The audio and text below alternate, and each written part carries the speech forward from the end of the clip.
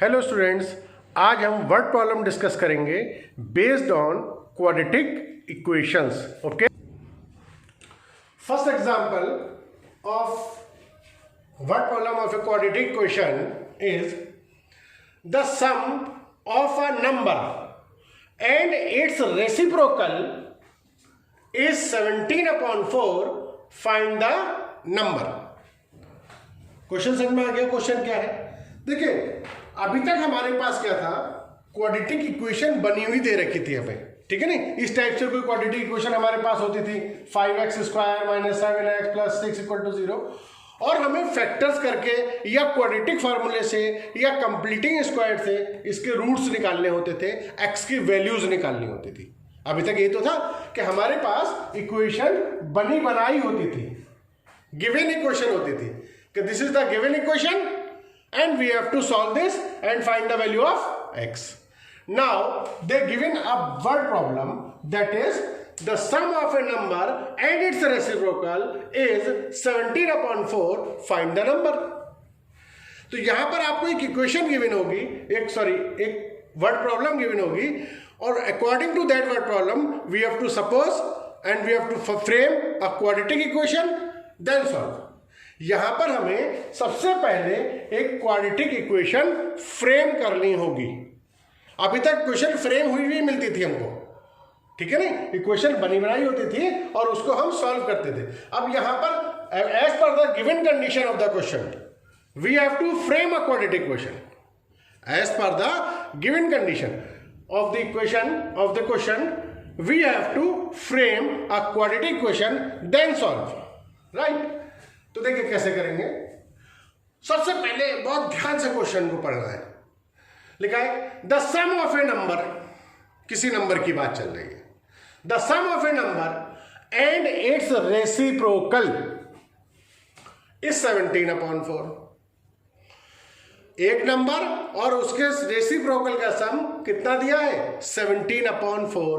We have to find the number. What do you mean by the reciprocal? Reciprocal the reciprocal of 2/3 is 3/2. Reciprocal of 5 is 1/5. 1/5 का reciprocal 5.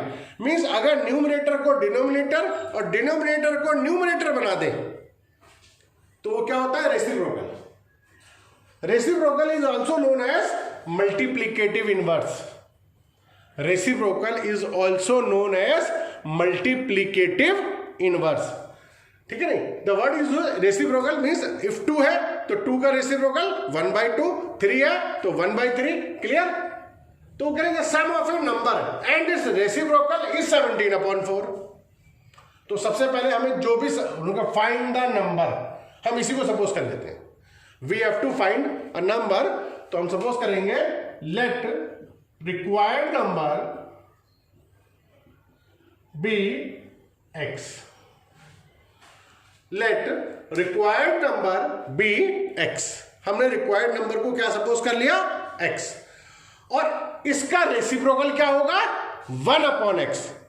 इस x का what is the reciprocal of this x? Is 1/x. फिर लिखेंगे according to question और according to problem. Question के according क्या है? This number and the reciprocal of this number. The sum of a number means ये, and its reciprocal, the sum of a number तो x हो गया, and its reciprocal, इसका reciprocal कितना है? 1/x. इनका sum कितना दिया है? 17/4. right? The sum of a number and its reciprocal is 17/4. यहां पर हम लिख देंगे अकॉर्डिंग टू क्वेश्चन और अकॉर्डिंग टू प्रॉब्लम, ऐसे लिख सकते हैं, और as per the given condition. ये हमारे पास एक क्वेश्चन फ्रेम हो गई. अब इसको हम इस टाइप के क्वेश्चन हम काफी कर चुके हैं. एक क्वेश्चन सिंप्लीफाई कर देते हैं. हम इसको एलसीएम ले लेंगे. x² + 1 = 17/4. क्रॉस मल्टीप्लाई करेंगे. 4 की मल्टीप्लाई इधर होगी. 4x² + 4 = 17x. Then 4x square minus 17x plus 4 equal to 0. The equation becomes 4x square minus 17x plus 4 equal to 0. 4 into 4, 16. We have to factorize 16 as two numbers. The product of those two numbers should be 16 and their sum should be 17. 16 के हमको ऐसे factors करने हैं कि multiply करके 16 आए और plus करके 17 आए. तो 16 इंटू 1 फैक्टर्स हो जाएंगे. 4x square minus 16x minus x plus 4 equal to 0. 4x square minus 16x minus x minus 4. जब भी बाहर माइनस लेंगे अंदर साइन चेंज हो जाएगा. 4x यह बचेगा 4x x माइनस 4. यहां कुछ कॉमन नहीं है तो 1 x minus 4 equal to 0. x minus 4 4x minus 1 equal to 0. Right. तो 1 बाई 1 जब इन्हें 0 रखेंगे, जब x माइनस 4 को 0 रखेंगे तो x की वैल्यू 4 आ जाएगी. 4x माइनस 1 को 0 रखोगे तो x की वैल्यू 1 बाई 4. राइट. तो वैल्यू ऑफ x इज 4 और 1 by 4. Therefore the required number is 4 और 1 बाई 4. 4 भी हो सकता है और 1 बाई 4 भी हो सकता है. ये आपको आंसर दोनों लिखने पड़ेंगे क्योंकि 4 का रेसिप्रोकल क्या है 1 बाई 4 और 1 बाई 4 का रेसिप्रोकल क्या है 4. तो रिक्वायर्ड नंबर में भी 4 और 1 बाई 4. तो आंसर आपको दोनों देने पड़ेंगे. Therefore the required number is 4 और 1 by 4. Right. Clear.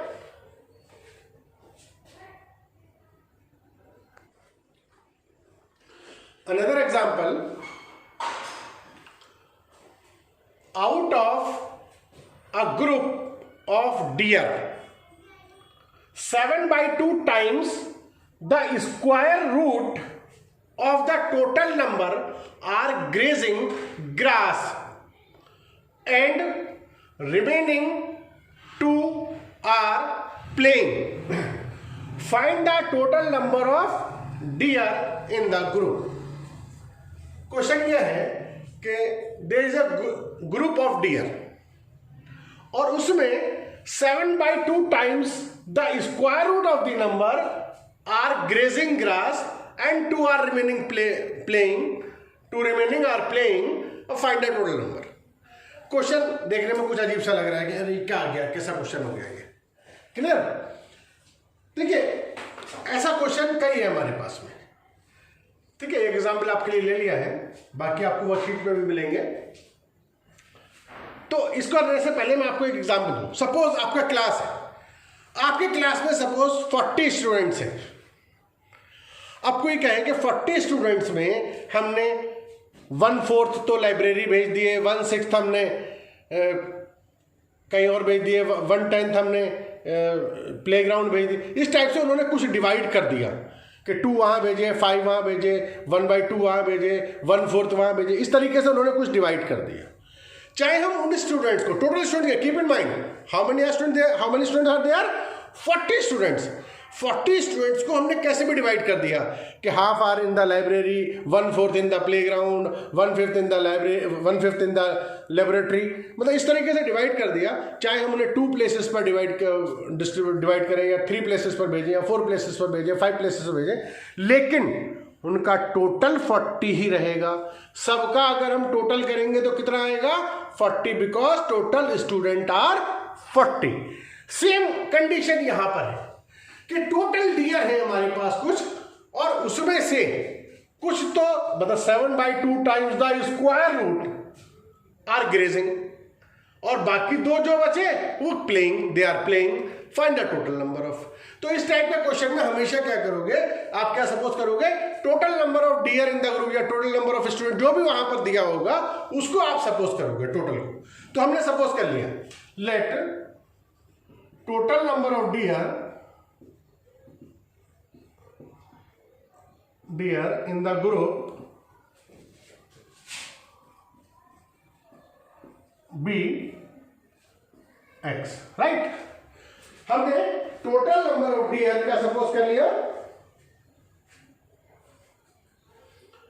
Dear be x, let the total number of deer in the group be x, ये सपोज कर लिया। अब देखिए टोटल स्टूडेंट मतलब टोटल डियर कितने हैं हमारे पास, एक्स है। अब इनको हम कितनी जगह भी डिस्ट्रीब्यूट कर दें, 2 प्लेसेस पर, 3 प्लेसेस पर, 4 प्लेसेस पर, टोटल जब उनका करेंगे तो एक्स ही आना चाहिए, है या नहीं। जैसे क्लास में अगर 40 स्टूडेंट्स हैं, उनको 4-5 जगह हम भेज दें अगर कि 2 वहां चले जाओ, 5 वहां चले जाओ, 4 वहां चले जाओ, लेकिन जब उनका सबका टोटल करेंगे तो 40 आएगा। तो वही यहां पर है कि टोटल डियर कितने, एक्स है। अब उसमें से कुछ वहां पर ग्रेजिंग कर रहे हैं, ग्रेजिंग द ग्रास, और कुछ वहां खेल रहे हैं, तो उन दोनों का सम कितना होना चाहिए, एक्स होना चाहिए। तो वही हमारे पास लगेगा अकॉर्डिंग टू क्वेश्चन और अकॉर्डिंग टू प्रॉब्लम। अब पढ़ते जाएंगे। Out of a group of deer 7/2 times, पहला कंडीशन में क्या है, 7/2 times, 7/2 times the square root of total number, मतलब 7/2 times the square root of total number. तो टोटल नंबर हमने क्या सपोज किया है, एक्स, उसका स्क्वायर रूट कितना होगा, √x। तो कंडीशन क्या है पहली, 7/2 times the square root of the number और ग्रेजिंग ग्रास। तो हमने उनको अलग लिख लिया, 7/2 times the square root of the number. इतने दो डियर जो है they are grazing grass, clear. Then and remaining 2 are playing, बाकी बचे हुए 2 क्या कर रहे हैं, खेल रहे। तो यहां पर इन्होंने टोटल जितने भी डियर थे उनको कितने प्लेस पर डिवाइड करा, 2 प्लेस पर। एक तो वो जो ग्रास को ग्रेस कर रहे हैं और दूसरे 2 प्ले कर रहे हैं, बाकी उन्होंने कहीं नहीं भेजा। हम जैसे कहते हैं स्टूडेंट को 4-5 जगह भेज दे, ऐसे क्वेश्चन भी आपके पास आएंगे तो कोई चीज 4-5 जगह डिस्ट्रीब्यूट हो रही होगी, लेकिन उन सब का सम जो होगा वो एक्स के इक्वल ही होगा। यहां पर जो नंबर ऑफ डियर है वो सिर्फ 2 प्लेस पर डिस्ट्रीब्यूट हो रहे हैं, एक तो grazing the grass and 2 remaining are playing. तो ग्रेजिंग द ग्रास कितने हैं, 7/2 times the square root of total plus 2 remaining are playing, बाकी 2 बचे हुए खेल रहे हैं। तो ये हमने 2 जगह इनको बांट दिया, लेकिन इन दोनों का सम किसके इक्वल होना चाहिए, एक्स के इक्वल होना चाहिए, इक्वल टू एक्स, क्लियर। अगर 3 प्लेसेस पर हमने उसको डिस्ट्रीब्यूट किया होता, हमने बांटा होता, तो तीनों का सम एक्स के इक्वल हो जाता। 4 प्लेस पर होता तो चारों का सम एक्स के इक्वल हो जाता, क्लियर। अब क्या करेंगे हम इसके अंदर, अब क्वेश्चन आगे वही के क्वेश्चन नंबर बन गई, अब वही सॉल्व करना होगा इसको हमें। तो इसमें हम क्या करते हैं, जो स्क्वायर रूट वाली टर्म है वो एक साइड में कर लेते हैं और विदाउट स्क्वायर रूट वाली टर्म जो है वो एक साइड कर लेते हैं, फिर उसके बाद स्क्वायरिंग करते हैं। हम डायरेक्ट स्क्वायरिंग नहीं करेंगे कभी भी, हमेशा ध्यान रखिए, कीप इन माइंड, जो स्क्वायर रूट की टर्म है वो एक साइड में रहनी चाहिए और विदाउट स्क्वायर रूट वाली टर्म्स अदर साइड होनी चाहिए, okay, keep in mind. 7√x/2 equal to x-2, clear. Now squaring हमने की इसकी, on squaring both the side, right. जब हमने स्क्वायरिंग की इसकी 7√x/2 whole square equal to x-2 whole square. हम लिखेंगे on squaring both sides, right. दोनों तरफ की स्क्वायरिंग की, दोनों तरफ हमने स्क्वायर लगा दिया। What is the square of 7? 49। √x का स्क्वायर x, 2 का स्क्वायर 4, x-2 का whole square. It will be open by the identity a minus b whole square, that is a square plus b square minus 2ab, x-2 whole square, x square plus 4 minus 4x। Clear? Any problem? अब देखिए यहां पर हम इसके upon में 1 तो लिख ही सकते हैं और दोनों को क्रॉस मल्टीप्लाई कर देते हैं। 1 की मल्टीप्लाई किससे होगी? 49 से, 49x से, और 4 की मल्टीप्लाई उधर जा करके। ठीक है, तो कर दीजिए। 4 की मल्टीप्लाई से करेंगे तो यह आएगा 4x² plus 4 into 4 16, 4 into 4 16x equal to 49x। Clear?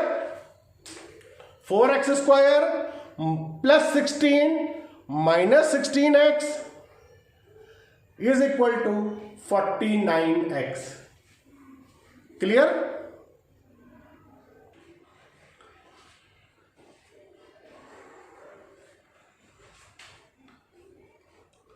ये हमारे पास टर्म आ गई 4x² plus 16 minus 16x equal to 49x। इसको इधर ले आते हैं। 4x² minus 16x minus 49x plus 16। ये 49 को जब इधर लेकर आएंगे तो plus 49 will become minus 49। 4x² minus 49 minus 16, ये भी नेगेटिव, ये भी नेगेटिव, ऐड हो जाएंगे। I think 65x plus 16 equal to 0।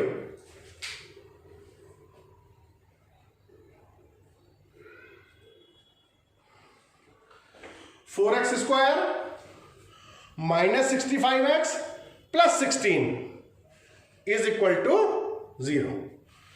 अब 4 इंटू 16 दैट इज 64। 64 के हमको ऐसे फैक्टर्स करने हैं कि मल्टीप्लाई करके तो 64 आए और एडिंग बाय एडिंग 65 आना चाहिए। 64 के ऐसे दो फैक्टर्स करने हैं कि उनको मल्टीप्लाई कर दे तो 64 और ऐड करें तो 65। तो factors are 64 into 1, 64 into 1 equal to 64 और 64 और 1 ऐड होंगे तो 65, right? 4x² minus 64x minus x plus 16 equal to 0, right?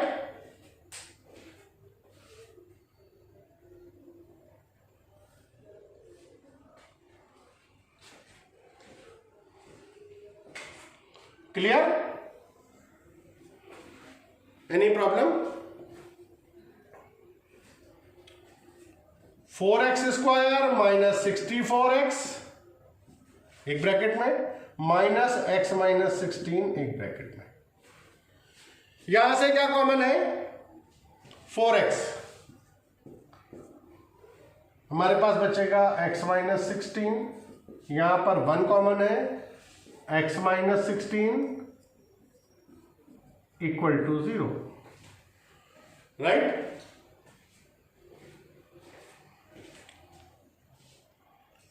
x minus 16 4x minus 1 equal to 0, ये दो फैक्टर्स आ गए।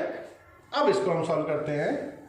Either x minus 16 equal to 0 तो x इक्वल टू 16 और 4x minus 1 equal to 0 तो 4x equal to 1, x equal to 1 by 4, right?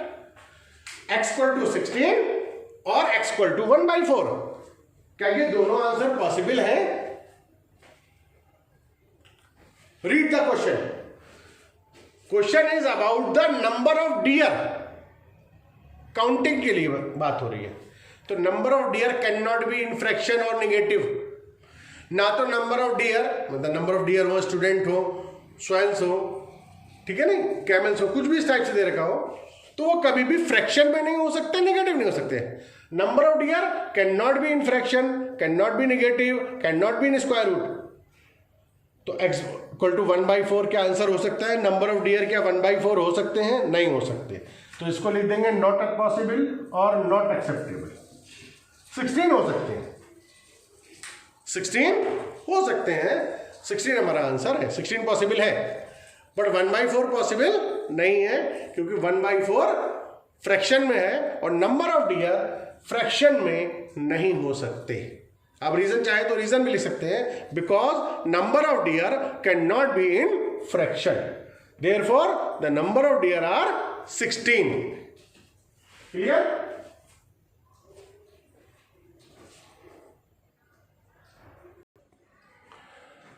Another example, a motorboat whose speed is 15 km per hour in still water goes 30 km downstream and comes back in a total of 4 hours 30 minutes. Determine the speed of stream. ये time, speed, distance को लेकर के, relation को लेकर के question है। इस type के बहुत क्वेश्चन है और ऐसा क्वेश्चन अक्सर एग्जाम में भी आते हैं। तो क्वेश्चन आपको समझ में आ गया क्या है? थोड़ा अजीब सा लग रहा है, लेकिन देखिए क्वेश्चन में आपको समझाता हूं क्या है। एक मोटर बोट है जिसकी स्पीड 15 किलोमीटर पर आवर है स्टिल वाटर में, मतलब अगर पानी रुका हुआ है, पानी बह नहीं रहा, फ्लो नहीं है वाटर के अंदर, then the speed of the boat is 15 kilometre per hour and it goes 30 kilometre downstream and comes back in a total of 4 hours 30 minutes। ठीक है ना? तो मोटर बोट की उन्होंने स्टिल वाटर की स्पीड दी है, ठीक है ना, और स्ट्रीम की स्पीड पूछी है कि कोई अगर नदी बह रही है, फ्लो हो रहा है वाटर में, तो फ्लो ऑफ वाटर या उसके वाटर की जो स्पीड है उसको हम स्पीड ऑफ स्ट्रीम या स्पीड ऑफ करंट भी बोलते हैं। तो स्ट्रीम की स्पीड पूछिए, कहीं पर इसको करंट की तरह यूज करते हैं कि what is the speed of current, speed of stream. Water के फ्लो की क्या स्पीड है, किस स्पीड से फ्लो हो रहा है वाटर, ये उन्होंने हमसे पूछा है। तो जो चीज उन्होंने पूछी है, what they ask speed of stream, वही सपोज कर लीजिए। क्वेश्चन में अभी कुछ समझ नहीं आया, लेकिन इतना समझ में आ गया, what they ask speed of stream. तो हम स्ट्रीम की स्पीड को ही पहले सपोज कर लेते हैं, बाकी सोचते क्या हो। Let speed of stream be x kilometre per hour. Keep in mind कि आप जो भी सपोज कर रहे हैं उसका यूनिट लिखना जरूरी है। अक्सर बच्चे गलती क्या करते हैं और मार्क्स कटवा लेते हैं, वो क्या बोलते हैं, let the speed of stream be x। Suppose कर लिया उन्होंने, let the speed of stream be x, आगे यूनिट लिखा ही नहीं उन्होंने। तो यूनिट लिखना मस्ट है, otherwise you will lose your marks. The speed of stream be x kilometre per hour. Clear? Speed हमने ये सपोज कर ली। अब देखिए 30 किलोमीटर डाउन स्ट्रीम और अप स्ट्रीम क्या होता है, जिधर जैसे मान लीजिए कोई रिवर है, उसका फ्लो हो रहा है, जिस डायरेक्शन में रिवर फ्लो हो रही है, अगर उसी डायरेक्शन में आप जा रहे हैं, जिस डायरेक्शन में रिवर फ्लो हो रही है, अगर उसी डायरेक्शन में आप जा रहे हैं तो वो कहलाएगा डाउन स्ट्रीम, और उसमें आपकी स्पीड बढ़ जाएगी, क्योंकि आपकी अपनी स्पीड और प्लस जो फ्लो है वाटर का वो भी उसमें ऐड हो जाएगा। बोटिंग करते हुए आपने ये ऑब्जर्व किया होगा। अच्छा, अप स्ट्रीम, अगर फ्लो मान लो इधर है वाटर का और आप अगेंस्ट द फ्लो आ रहे हैं, फ्लो के अगेंस्ट अगर आ रहे हैं तो वो कहलाता है अप स्ट्रीम, और अप स्ट्रीम में स्पीड कम हो जाती है, राइट। डाउन स्ट्रीम में स्पीड बढ़ जाएगी क्योंकि फ्लो ऑफ वाटर भी उसमें ऐड हो जाएगा। अप स्ट्रीम में स्पीड कम हो जाएगी क्योंकि फ्लो ऑफ वाटर उसकी स्पीड को कम करेगा, क्योंकि उसके अगेंस्ट आ रहे हैं आप। Against the flow up stream, along the flow down stream, right. तो डाउन स्ट्रीम में वो 30 किलोमीटर जाता है एंड कम्स बैक। इसका मतलब क्या हुआ, he goes 30 kilometre downstream and comes back.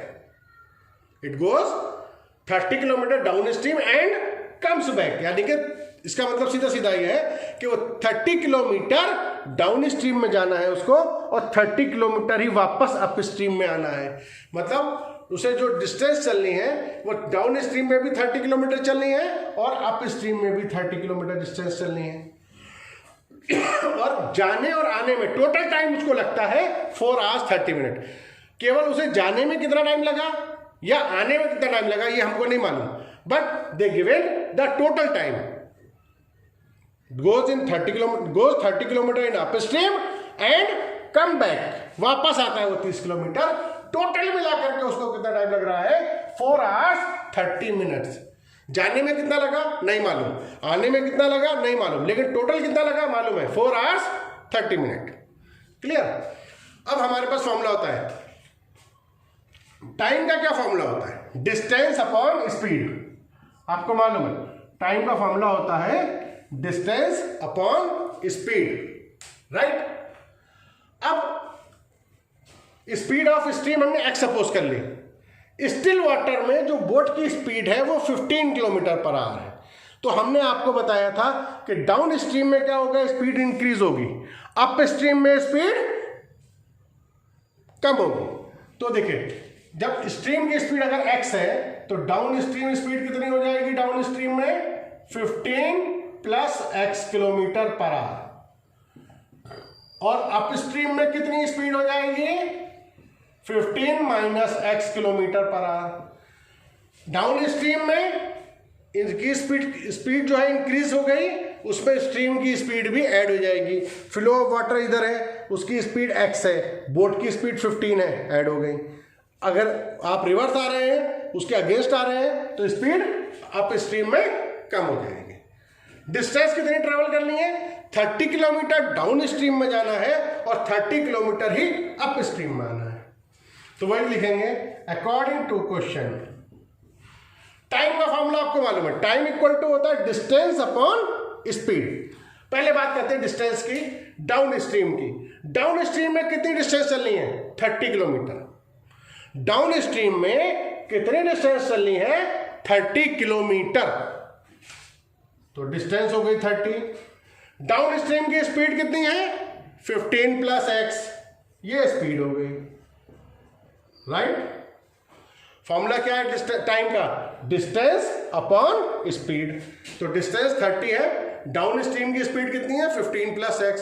This is the time taken by boat in down stream. Down stream 30 kilometre जाने में जितना टाइम लगता है वो ये है। देन वापस आता है कम बैक। कम बैक मतलब उतना ही डिस्टेंस चलना है उसको। तो अप स्ट्रीम में भी डिस्टेंस कितनी चलनी है? 30। अप स्ट्रीम की स्पीड कितनी है? 15 minus x। Distance upon speed, this is the distance travel in upstream and this is the speed in upstream. तो डिस्टेंस अपॉन स्पीड क्या होता है हमारे पास? Time. This is the time taken by boat in upstream, this is the time taken by boat in downstream, this is the time taken in upstream. ये separate time और ये separate time अलग कितना है हमको नहीं मालूम, but ये दोनों कुल मिलाकर के कितना दिया टाइम? 4 hours 30 minutes। जाने में और आने में वापस टोटल कितना टाइम लगता है? 4 hours 30 minutes। मीन्स इनको ऐड करेंगे और this should equal to 4 hours 30 minutes। 30 minutes को भी हम आवर्स में कन्वर्ट कर देंगे। 30 मिनट को भी हम आवर्स में कन्वर्ट कर देंगे। तो ये हो जाएगा 60 से डिवाइड करके 4 होल 1/2 आवर्स, ठीक है ना। तो ये हो जाएगा 30 upon 15 plus x plus 30 upon 15 minus x equal to 2 4 8 1 9 upon 2, right. Any problem? अब ये हमारे पास इक्वेशन बन गई। अब वही करना है, हमें एलसीएम लेना है, सिंप्लीफाई करना है। Clear?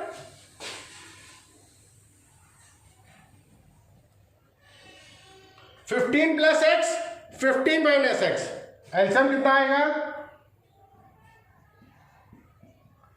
15 plus x 15 minus x, LCM आ गया इनका। ये हो जाएगा 30 into 15 minus x plus 30 into 15 plus x equal to 9 upon 2। Clear?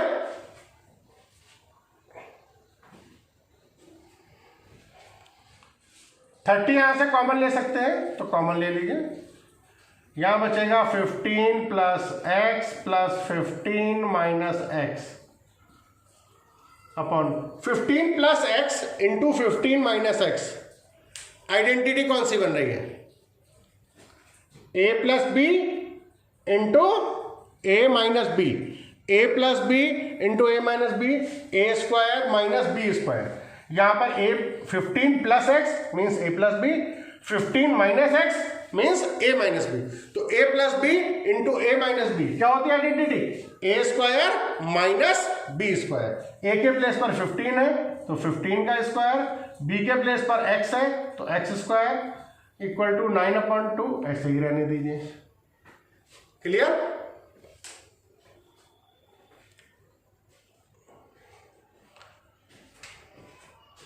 X से इस एक्स को कैंसिल कर देते हैं।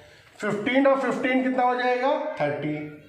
30 इंटू 30 अपॉन 15 का square 225 minus x square equal to 9/2। Right?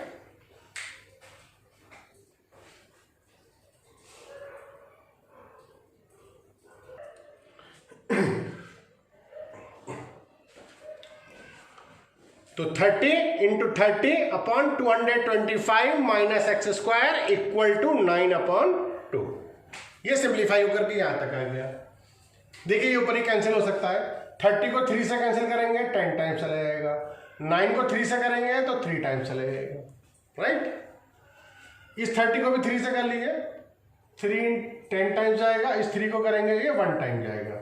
तो ये हमारे पास ऊपर आ गया 10 into 10 upon 225 minus x square equal to 1/2। Right? तो 10 इंटू 10 मीन्स 100 हो गए। राइट? क्रॉस मल्टीप्लाई कर देंगे। 2 की मल्टीप्लाई 100 से करेंगे 200 equal to 225 minus x square. इस एक्स स्क्वायर को हम इधर लेकर के आते हैं तो पॉजिटिव हो जाएगा equal to 225 minus 200। Right? Then x square equal to 25। देखिए यहां पर क्वाड्रेटिक क्वेश्चन वैसे बनी ही नहीं, सीधे सीधे एक्स स्क्वायर के टर्म आ गए तो बहुत अच्छी बात है हमारे लिए और आसानी हो गई। X square equal to 25, directly square root ले लेंगे, एक्स की वैल्यू आएगी। लेकिन जब स्क्वायर रूट लेते हैं तो हम क्या करते हैं? हम प्लस माइनस अप्लाई करते हैं, आपको मालूम है।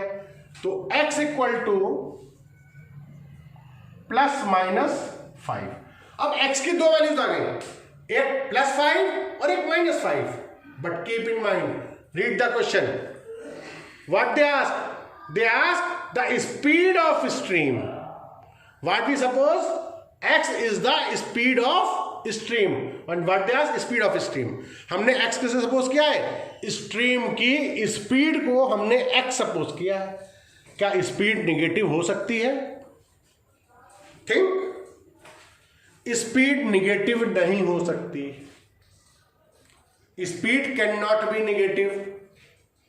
तो माइनस साइन हटा देंगे तो यहां से x की दो वैल्यू आ रही थी, 5 और x इक्वल टू -5। ये दो वैल्यूज आएंगे, +5 और -5। ये नॉट एक्सेप्टेबल हो जाएगा as speed can not be negative. यहां भी गलती कर देते हैं बच्चे। x इक्वल टू 5 आंसर छोड़ दिया। 5 क्या unit? What is x? x is the speed and the unit of speed is kilometre per hour. Therefore speed of stream is x kilometre 5 kilometre per hour. तो लिखेंगे therefore speed of stream is 5 kilometre per hour. Answer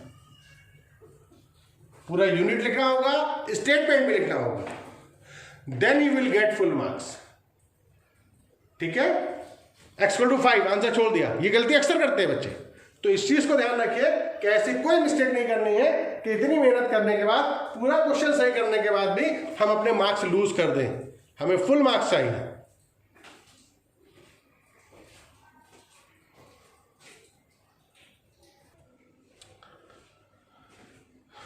okay students, तो ये कुछ problems थे, कुछ types थे word problem के, quadratic equation के। I will send U A sheet also, एक प्रॉब्लम शीट मैं आपको भेजूंगा क्वाड्रेटिक इक्वेशन पर बेस्ड। सॉल्व कीजिएगा, जो प्रॉब्लम आए वो आप पूछ सकते हो। अगर किसी स्टूडेंट को वो शीट ना मिल पाए बाई चांस, तो he can take the sheet from this WhatsApp number. उस व्हाट्सएप नंबर पर मैसेज करके वो शीट ले सकता है, लेकिन वो शीट सॉल्व करिए, then ask the problem. Okay, good bye, good day.